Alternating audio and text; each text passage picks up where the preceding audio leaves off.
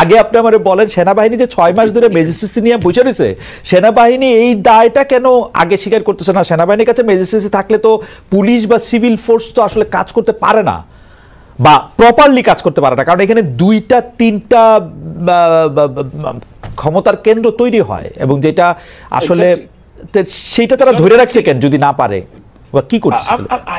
মানে I don't think যে তারা ম্যাজিস্ট্রেসি পাওয়ার থাকলে ওইটা ইউটিলাইজ করতে পারে। মানে ম্যাজিস্ট্রেসি পাওয়ার যখন দেওয়া হয়, এটা একটা ভেরি শর্ট স্প্যান, ওই ইলেকশনের আগে ওই ধরনের সময় এটা এফেক্টিভলি ইউজ করা যায়।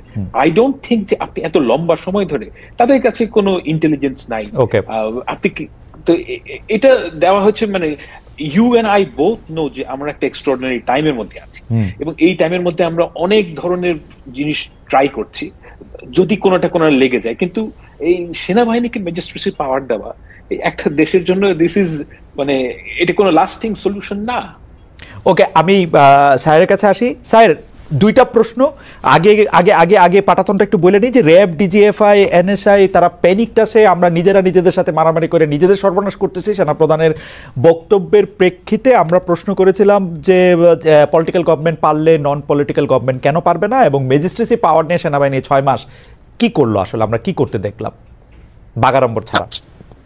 ওকে, র্যাব, এনএসআই, ডিজিএফআই বাংলাদেশ সেনাবাহিনী ভীতির সঞ্চার করেছে।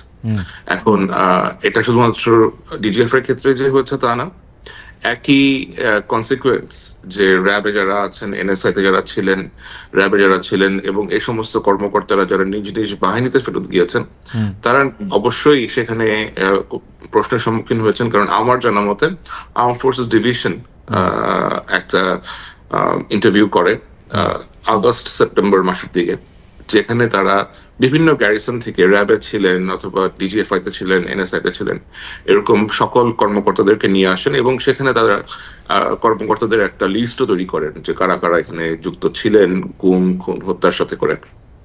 সুতরাং এটা যখন তারা জানতে পেরেছেন যে এরকম তালিকা অথবা এইভাবে ইন্টারভিউ নেওয়া হয়েছে, এবং যেহেতু এগুলোর বিচার হচ্ছে এখন বাংলাদেশে, এবং সেনাবাহিনীর ভেতরেও অনেকে প্রশ্নের সম্মুখীন হচ্ছেন, অনেকে সামরিক যে বিচার আদালত আছে, কোর্ট মার্শাল, এগুলা ফেস করার জন্য প্রস্তুতি নিচ্ছেন। তো অবশ্যই এটা একটা প্যানিক স্টেটে থাকাটাই বেশ স্বাভাবিক। এবং এছাড়া যখন বাইরে থেকে অথবা দেশের ভেতর থেকে, তো এখন তো ধরেন অনেকেই বিভিন্ন বিষয় নিয়ে আলাপ আলোচনা করছেন, এবং এত বেশি মিস ইনফরমেশন, ডিসইনফরমেশন ছড়াচ্ছে যা এই বাহিনীগুলোর সদস্যদেরকে, তাদের পরিবারদেরকেও আতঙ্কিত করে তুলছে। আমার মনে হয় উনি এটাই বোঝাতে চেয়েছেন। ওকে, আমি ম্যাজিস্ট্রেসি এবং অন্য প্রসঙ্গটাতে পরে আসতেছি। আমরা জানি যে আপনি আর্মি অফিসার ছিলেন, সাংবাদিকতা এসছেন, সাংবাদিকতার নাম করেছেন দুনিয়া জোড়া, এবং কিন্তু তারপর আপনি গর্ব নিয়েছেন যখন মানব জমিনে আপনার নামে একটা বাইলেন ছাপা হয়েছে, কারণ এটা বাংলায় ছাপা হওয়া একটা বাইলেনের মধ্যে প্রথম, সেজন্য আপনিও একটু কংগ্রেচুলেশন জানবেন, কারণ আমি প্রিন্টে কাজ করেছি, আমি জানি যে বাইলাইনটার একটা মজাটা কিরকম। কিন্তু এটা নিয়ে আমার একটা প্রশ্ন আছে, স্যার যদি অনুমতি দেন তাহলে একটু করি প্রশ্নটা। সেইটা হচ্ছে যে আপনি এখানে অনেকগুলি নাম লিখেছেন, পরিচালক অমুক, ডিডি তমুক, কিন্তু যখন কোনো অফিসারের নাম আপনি লিখতে গেছেন তখন একজন ব্রিগেডিয়ার জেনারেল। এইটার কারণটা কি? মানে অফিসারের জন্য কি আপনার আলাদা একটা ভ্রাতৃত্ববোধ? না, আমি কখনোই বাংলাদেশ সেনাবাহিনীর অফিসার ছিলাম না। আমি অফিসার হিসেবে প্রশিক্ষণ নিতে গিয়েছিলাম, যেটা আমি শেষ করতে পারিনি।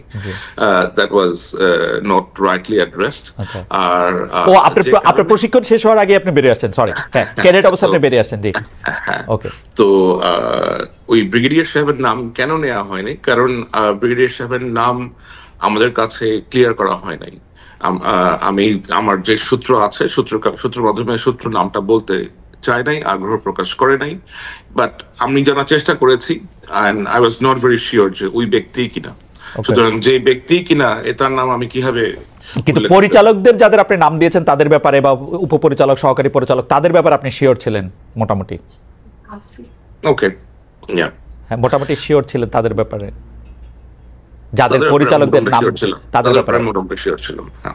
ওকে, আমি আবার একটু ফাহাম আপনার কাছে আসি। যে ফাহাম, আমি বিএনপির কথা বলতেছিলাম যে এখন যে আসলে সরকার থেকে আসলে কাজ করতে অনেকে পারতেছে না, কারণ আসলে কে ক্ষমতা আসবে না আসবে, সেইটা কি বিএনপি এরকম একটা ভাইব দিচ্ছে যে তোমরা ইউনূস সরকারের সাথে মোটামুটিভাবে কাজ চালায় যাও, আমরা আসলে ঝাঁপাই পড়ে কাজ করো, বিকজ তোমরা আমাদের লোক এবং আমরাই আসতেছি ক্ষমতায়?